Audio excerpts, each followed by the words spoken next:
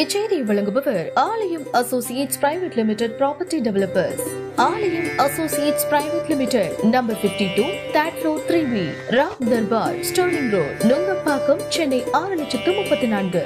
2009 யார்கிட்டயுமே இறங்கி வர ரசிகன் வந்து தம்பி விஜய் கூட்டணிக்கு அழைச்சால் பரிசீலிப்ப பேசணும்னு சொல்லியிருந்தீங்க. கூட்டணிக்கு அவர் அழைச்சா இல்லைங்க, அப்படி எங்கே பார்த்துருக்கு? நான் யார் கூட்டணிக்கு அழைச்சி காத்து இருக்கிறவன் இல்லைங்க. நீங்க என்ன அப்படி பேசுறீங்க? தப்புன்னு அப்படி சொல்லாதீங்க. என் கொள்கையை ஏற்று இங்க இருக்கிற அரசியல் கட்சிகளுக்கு தலைவர் யாரு? அவர்களே. எனக்கு தலைவன் யாரு? உங்களுக்கு சொல்ல வேண்டியது இல்லை. அவரை பேசாம அவர் படத்துக்கு அவர் தானே குரல் பதிவு பண்றாரு. அவருக்காக நீங்க மற்றவங்களெல்லாம் பதிவு பண்ணுங்கன்னு சொல்றது நல்லா இல்லை. நீங்க அவர்கிட்ட தான் கேட்கணும். நீங்க எதுக்கு இதை போடுறாங்க? அம்பேத்கருக்கு மாலை இட்டதை வரவேற்கணும். ஐயா பெரியாருக்கு மாலை இட்டீங்களா? வரவேற்கணும். அதை போலவே எங்க தாத்தா திருவி கல்யாண சுந்தரத்துக்கு நீங்க மாலை இடணும், மதிப்பளிக்கணும். அதை போலவே எங்க தாத்தா இந்த தனித்தமிழ் அடிகளார் மறைமலை அடிகளுக்கு நீங்க போடணும். பெரியாரை தமிழ் தேசியத்தின் எதிரியா நாங்க பார்க்கல, ஆனால் தமிழ் தேசியத்தின் தலைவராக ஏற்கல. இது எங்க கோட்பாடு. பெரியாரும் செய்தார். எப்படி சொல்லணும்? நீங்க சாதிய ஒழிப்புக்கு, பெண்ணிய உரிமைக்கு, இந்த தீண்டாமை கொடுமைக்கு, மூட பழக்கங்கள் ஒழிப்பிற்கு பெரியாரும் போராடினார். நாங்க ஏற்கிறோம், எதிர்க்கல. பெரியார் தான் போராடினார், அதை ஏற்கல, எதிர்க்கிறோம். உங்களுக்கு புரியுதுன்னு நினைக்கிறேன். அப்ப எங்க பாட்டெல்லாம் பல்லாங்குழி ஆடிட்டு கோழி குண்டு அடிச்சுட்டு இருந்தாங்களா? அப்போ என்னதான்டா எங்களுக்கு தருவீங்க? வீரன்னா மராட்டிய மன்னன் சிவாஜி தான், பெண்ணின்னா சான்சி ராணி தான். எங்க பாட்டி வேலுநாச்சியார் என்ன பண்ணா? அடுக்கு பண்ணல, சட்டி பண்ண விலக்கிட்டு இருந்தாலா? ஆட்சியில நீங்க பங்கு தர மாட்டீங்கன்னு பேசுற நீ பெரிய ஆண்மகன் தானே, சிங்கம் தானே, பெரிய கொம்பு தானே, தனிச்சு நில்லு. ஏன் ஓட்டை வாங்கிக்கிருவ? விடுதலை சிறுத்தைகள் ஓட்டை, மதிமுக ஓட்டை வாங்கிக்கிருவ, கம்யூனிஸ்ட் ஓட்டை வாங்கிக்கிருவ, இஸ்லாமிய அமைப்புகளுடைய வாக்கை வாங்கிக்கிருவ. எல்லாரும் வாக்களை வென்று அதிகாரத்துக்கு வந்த பிறகு இல்ல நான் தான் ஆளுவேன், இதாண்டா சனாதனம். நீங்க ஏன் நானே இதை பத்தி கவலைப்படல, என் பிள்ளைகளே கவலைப்படல. நீங்க ஐயோ என்ன ஆகும்னு ஒன்று வர்றது. கூட்டணி இல்லாமல் எத்தனை நாளைக்கு இப்படி தனிச்சு போராடுவீங்க? உங்க தொண்டர்களாம் சுதந்திர மாட்டாங்களாங்கிறது. மறுபடியும் கூட்டணி வைக்க போறது, தம்பி விஜய் நானும் சேர்ந்துருவோம் அப்படிங்கிற ஒரு நிலைப்பாடு இருந்தா தனியா நிக்கிறதானே உங்க பலம். எது கூட்டணி வைக்கிறீங்கிறது? இப்ப என்னதான் செய்ய சொல்றீங்க? இந்த நாடு அடிமைப்பட்டு கிடக்கும் போது இந்த நாட்டின் விடுதலைக்கு போராடியவன் எல்லாம் பாகிஸ்தான், பங்களாதேஷ்ல இருக்கான். ஒரு போராட்டம் கூட போராடாதவன் பாராளுமன்றத்தில் இருக்கான், பதவியில் இருக்கான், பாரதிய ஜனதால இருக்கான். இதான் போராட்ட வரலாறு.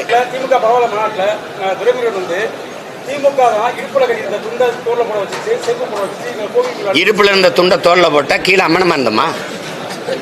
பெரியார் அவர் சொல்றாரு, ஒருத்தர் RS பாரதி என்கிட்ட, சீமா பாட்டிக்கெல்லாம் நாங்க தான் ரவுக்க போட்டோம்னு. என் பாட்டிக்கு போட்டீங்க, கருணாநிதி அம்மாவுக்கு போடல. ஏன்? இதெல்லாம் கொழுப்பான பேச்சு இல்ல. நீங்க எழுதி வைங்க, உங்க எல்லாருக்கு முன்னாடி நான் சொல்றேன். ஒருவேளை ஐயா சந்திரபாபு நாயுடு, ஐயா நிதிஷ்குமார் இந்த ஆட்சியில இருந்த அப்படி அந்த ஆதரவுலேருந்து விலகுனா தன்னுடைய 22 உறுப்பினரோட உள்ள போய் ஐயா ஆதரவு கொடுப்பார். நீங்க இது நடக்குதா இல்லையான்னு மட்டும் பாரு. தமிழ் பேரினத்தினுடைய ஒரு பெருமைமிகு அரசியல் அடையாளமாகவும்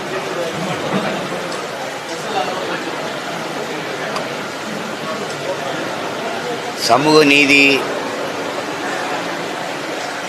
போராளியாகவும் சிறந்த கல்வியாளரும் சீர்திருத்தவாதியுமாக இருந்த எங்களுடைய தாத்தா ரெட்டமலை சீனிவாசன் அவர்களுடைய நினைவை போற்றுகிற நாள் என்று புரட்சியாளர் அண்ணல் அம்பேத்கர் அவர்கள் இந்து மதத்தில் இருக்கிற இழிவு கொடுமைகளை சகித்து கொள்ள முடியாது பௌத்த மதத்தை ஏற்க பல லட்சக்கணக்கான மக்களை அழைத்து கொண்டு சென்ற போது நாம் இந்துக்களே இல்லையே, பிறகு எதற்கு இந்த மத மாற்றம் அவசியமா என்று கேள்வி எழுப்பிய பெருந்தகை தாத்தாவுடைய கேள்வியில் இருக்கிற உண்மையை இன்னைக்கு புரிய முடியும். இன்னைக்கு புத்திஸ்ட் ஆல்சோ இந்து என்பதுதான் அவர்களுடைய நிலைப்பாடு. ஆனால் அம்பேத்கர் பௌத்தத்தை ஏற்றும் பயனற்று போனது.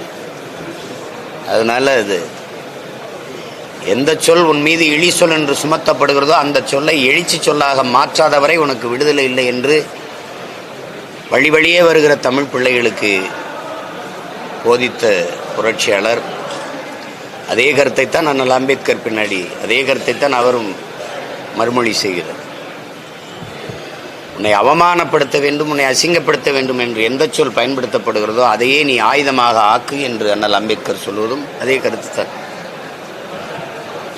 எந்த இடத்தில் நீ நிராகரிக்கப்படுகிறையோ அந்த இடத்தில் தவிர்க்க முடியாத ஆற்றலாக மாறி நிற்பது அவசியமாகிறது என்று உலகப் பிற அறிஞர்களெல்லாம் போதித்ததும் இந்த கருத்துக்களைத்தான். அப்படிப்பட்ட ஒரு பெரும் அடையாளம் எங்களுடைய தாத்தா ரெட்டமலை சீனிவாசன் அவர்கள். அந்த ஆளுமையை தமிழ் இளம் தலைமுறையினர் மறந்து கடந்து போய்விடக்கூடாது என்பதற்காகவே திரும்ப திரும்ப நாங்கள் தாத்தாவுடைய நினைவை போற்றி அவருடைய கோட்பாடுகளை இந்த தலைமுறை பிள்ளைகளின் சிந்தனைக்குள் விதைத்து வருகிறோம். அவர் நினைவு போற்றுகிற அதே நேரத்தில் அவர் என்ன நோக்கத்திற்காக இறுதி வரை நின்று உழைத்தாரோ, என்ன வலியை தாங்கி இந்த நிலத்தில் இந்த மக்களின் வீழ்த்தப்பட்ட மக்களின் எழுச்சிக்கு அரும்பாடாற்றினாரோ, அந்த கடமையை உணர்ந்து பொறுப்புணர்வோடு பணியாற்றுவோம் என்கிற உறுதியை ஏற்பதின் மூலமாக எங்களுடைய தாத்தா இரட்டைமலை சீனிவாசன் அவர்களுக்கு அவருடைய பேர பிள்ளைகள் பெருமைமிக்க எங்களுடைய புகழ் வணக்கத்தை செலுத்துகிறோம்.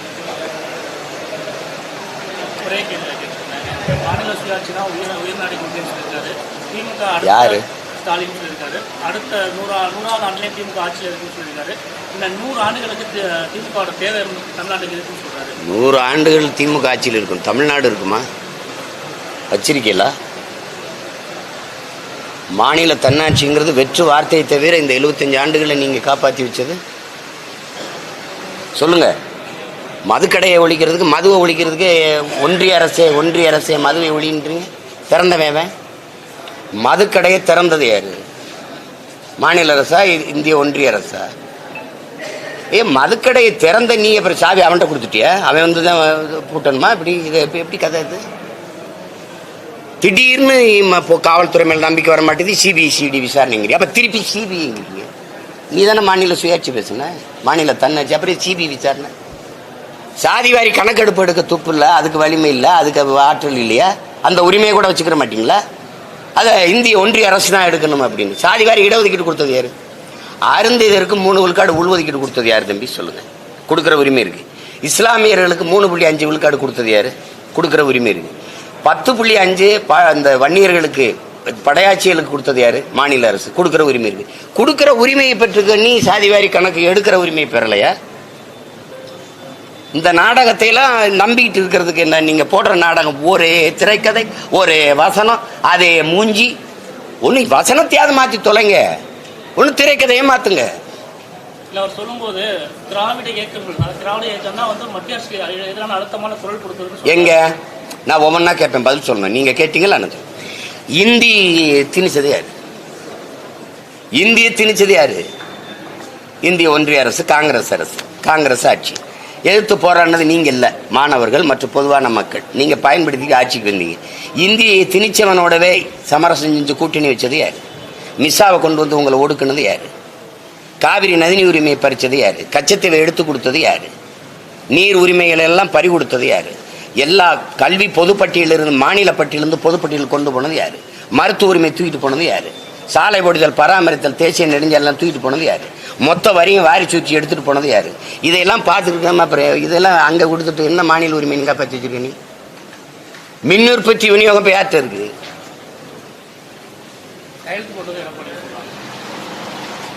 அவங்களும் மாநில சுயாட்சி தானே பேசுறாங்க. சரி, கையெழுத்து போட்டாங்கல்ல, நீங்க வாங்கிட்டு வந்து நீங்க போய் போராடி வாங்கிட்டு தானே 39 உறுப்பினர் கொண்டு போய். நீங்க இப்ப 40 வச்சிருக்கீங்கல்ல உறுப்பினர்களா? பூ முட்டையா அப்படியே உட்கார்ந்து எந்திரிச்சு வர்றதுக்கு?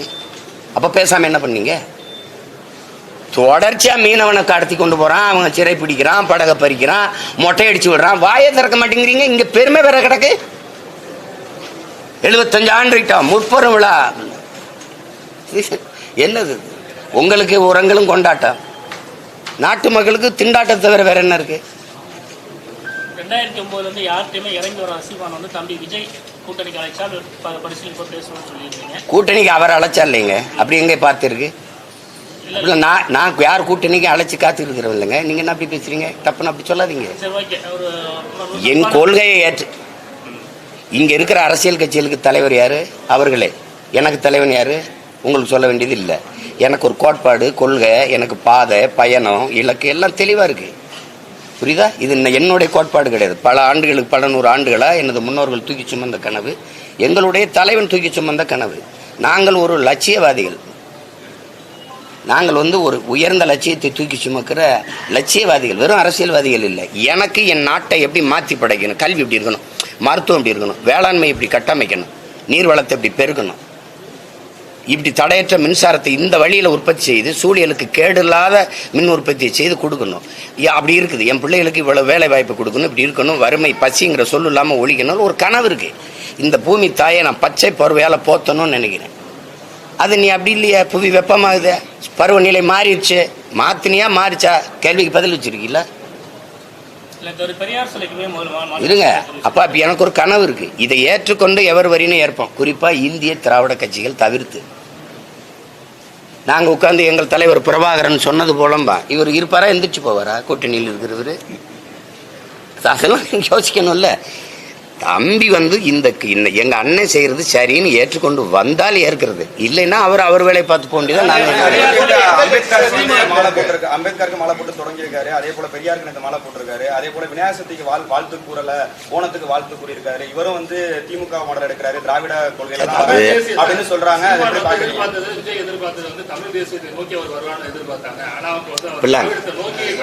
யாரும் பாருங்க, யாரும் வருவாரு போவாருன்னு எதிர்பார்த்தெல்லாம் இருக்கிறது இல்ல. உங்ககிட்ட நான் கேட்கிறேன், ஒரு உடன் பிறந்த சகோதரர், நானே இந்த இடத்துக்கு வருவேன் நானே எதிர்பார்க்கல. நான் எங்க இருந்தேன்னா திராவிட அரசியல்ல, என் குடும்பம் எங்க இருந்தேன்னா இந்திய அரசியல்ல, காங்கிரஸ் அரசியல்ல.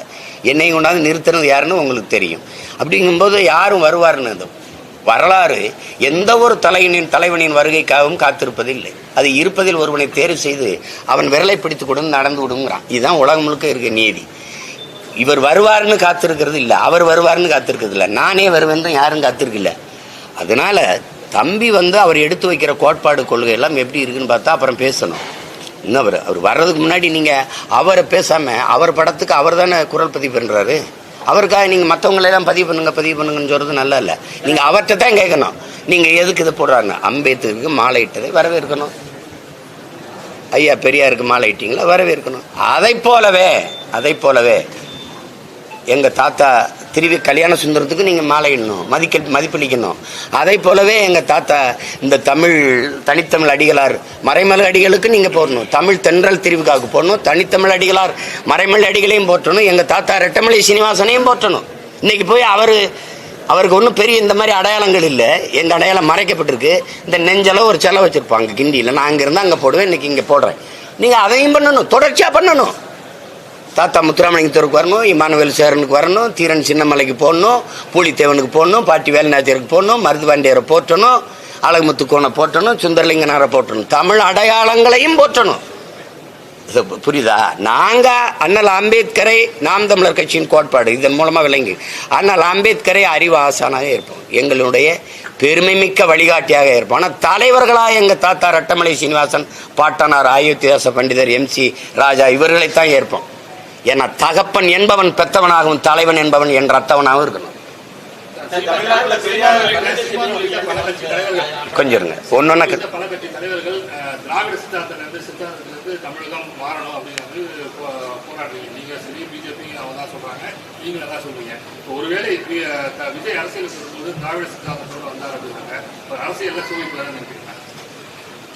நீங்க யூகத்திலே கேட்க வந்தாருன்னா பொண்ணு என் தம்பி சொல்லட்டும். நான் தமிழ் தேசிய தத்துவத்தில் இருக்கேன். உங்களுக்கு நீங்க வியப்பா இருக்கு, இந்த நாடே ஏன் நாடு, இந்திய நாடே பாரத நாடே பைந்தமிழன் இந்திய நாடே ஏன் நாடு, இதை நான் சொன்னா கூட நீங்க வெறுக்கலாம். அதனால் அம்பேத்கரே சொல்றாரு, இந்த நிலப்பரப்பு முழுதும் பறவை வாழ்ந்தவர்கள் அவர்கள் தான். இன்னும் பல பேர் தெற்காசிய முழுமைக்கும் பறவை வாழ்ந்த இனக்கூட்டம் தமிழர்கள்ன்றான். அப்போ இந்த நாடு தமிழ்நாடு, இங்கு வாழுகிற மக்களினுடைய மொழி, கலை, இலக்கியம், பண்பாடு, தொன்று தொட்ட வேளாண்மை, அவருடைய பாட்டு, இசை, கூத்து, நடனம், இது அவன் பெண்ணிய உரிமை, அவர்களுக்கு என்ன பொருளாதார வளர்ச்சி, தொழில் கட்டமைப்பு, இதெல்லாம் இருக்குல்ல. தொன்று தொட்ட வேளாண்மை, நீர்வள பாதுகாப்பு, கடல் வளம், காட்டு வளம், நிலவளம், மலை வளம், மணல் வளம், இதெல்லாம் பாதுகாக்கிறதுக்கு ஒரு அரசியல் இருக்கு. இந்த தேசம் தமிழ் தேசம், அவங்க இந்த அரசியல் தமிழ் தேச அரசியல் இதானே இருந்திருக்கணும். நீ இல்லாத இந்தியத்தை பிடிச்சிட்டு வர்ற, இல்லாத திராவிடத்தை பிடிச்சிட்டு வர்ற. இதே ஐயா ஸ்டாலின் அவர்கள், மாண்புமிக்க முதல்வர் அவர்கள், அமெரிக்காவில் போய் திராவிடம் பேசலையே. திரண்டு இருக்கிற திராவிடர்களை பார்க்கும்போது எனக்கு மகிழ்ச்சியின் வார்த்தையை பதிவு பண்ணல. ஏன் பதிவு பண்ணல சொல்லுங்க? தமிழ் மக்களை எல்லாம் பார்க்கும்போது சாதி மதங்களை கடந்து நம்மளை ஒன்றிணைக்கிற வலிமை தமிழுக்குத்தான் உண்டு என்று ஏன் பேச வேண்டிய அவசியம் வருது? தமிழர்களை எல்லாம் ஒட்டுமொத்தம் ஏன் திராவிடர்களை திரண்டிருக்க திராவிடர்களை பார்க்கும்போது எனக்கு மகிழ்ச்சின்னு ஏன் சொல்ல முடியல? அப்போ இல்ல, திராவிட அவன் மொழி எது? அவன் நிலப்பரப்புது. சொல்லுங்க, எது எது உன் மொழி, எது உன் நிலப்பரப்பது? இந்தியான்னு ஒரு நாடு இருந்ததா, உருவாக்கப்பட்டதா? 2500 ஆண்டுக்கு மூத்த ஒரு நாகரிகத்தை நீ தோண்டி எடுக்கிற கீழடியில, அது என்னுடைய நாகரிகம். ஆனா நீ வந்து இந்திய பண்பாடுங்கிற, திராவிட நாகரிகங்கிற ஒரு சொல்லை கூட எனக்கு விட்டு தர முடியலடா உன்னால. அவ்வளவு பயம் இருக்குல்ல. எனது தமிழர் நாகரிகம்னு சொன்னா தமிழன் நிமிர்வான், என்னுடைய தொன்மம் வெளிப்படும். எந்த அடையாளத்தை எனக்கு இல்லாம அழிக்கிறத தவிர ஏன் இன்னைக்கு ரெட்டமலை சீனிவாசனுக்கு நீங்க எல்லாம் பெறுவாரியா இதே மாதிரி பேசல? ரெட்டமலை சீனிவாசனுக்கு மரியாதை செலுத்தல, சமூக நீதி, விளிம்புநிலை மக்களின் உரிமை அதெல்லாம் பாதுகாக்கப்படாதா? அதுக்காக நின்றவனுக்கு நீங்க ஏன் கொண்டாடல? சொல்லுங்க, அந்த வலி யாரா சுமந்திருக்கலாம் அவர் அளவுக்கு?